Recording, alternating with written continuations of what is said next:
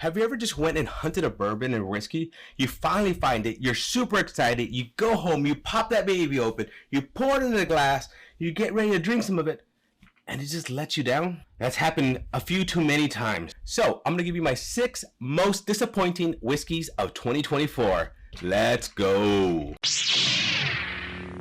Welcome back to Old Fashioned Ways, and as I said, 6 most disappointing whiskeys of 2024 is those things that have all this hype around them. You hunt them, you get them, you're excited, only to be let down.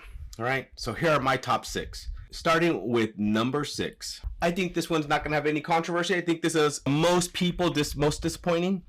Traveler. Lots of hype, lots of marketing, hard to find in the beginning, and now you see on the shelves everywhere. They need to drop that price a little bit.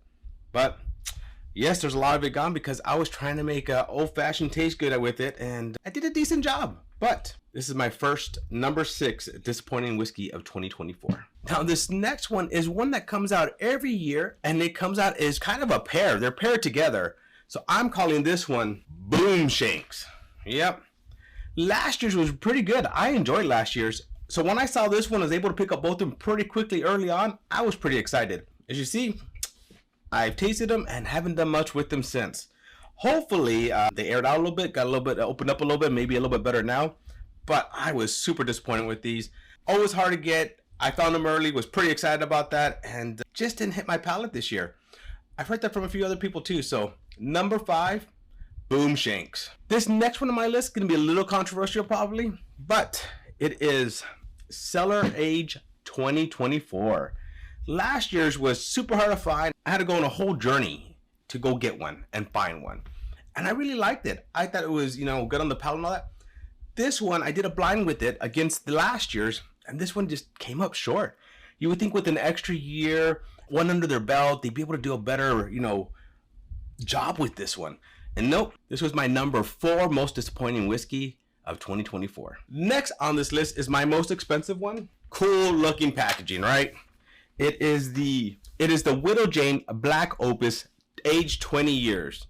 Aged 20 years. Yep. The MSRP on this, I don't even remember, it's like $500. And when you look at this beautiful, beautiful bottle, beautiful presentation, and batch 2, but it's 49.5%, 99 proof.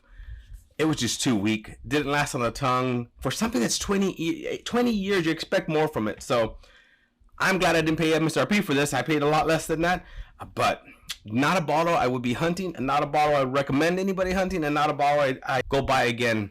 I don't even think, if it came out next year, wouldn't do it again. Now, number 2 on my list is probably going to be my most controversial because it is Found North Batch 9. Look at this. Beautiful bottle, aged 19 years. Great proof on this. 124.6 proof, and it fell short. And the reason this was so disappointing to me is because I've enjoyed previous Found North. I really have. And then all of a sudden, 2 back-to-back, I wasn't too happy with. Luckily, Batch 10's made it all up. But this is my number 2 most disappointing whiskey of 2024. My number 1 most disappointing whiskey of 2024, 13th Colony Cask Strength. Now, I've been hunting 13th Colony's double oak for a long time, and I haven't been lucky enough to get one. So when I grabbed this one, I was super excited. It's my first journey into 13th Colony, and I wanted to see what they had. I've heard most of their juice is good, whether it's the bourbon or the rye, but I heard that double oak's extra amazing. Then I get this one. I was not impressed. Not impressed. So this is my number 1 most disappointing whiskey of 2024. So this is my top 6 most disappointing whiskeys of 2024. What do you think? Would any of these have made your list? Are any of these on your list? Do you have others that you'd like to add to this list? If so, please put them in my comments. I'd like to see what else that disappointed you so I know what not to hunt either. Well, my friends, thank you again for joining me on another journey down my whiskey rabbit hole. It's been a great year. Really enjoyed it, and I'm looking forward to this new year of 2025. Cheers, my friends, to our next journey. Next on this list is my most expensive one. Almost broke that.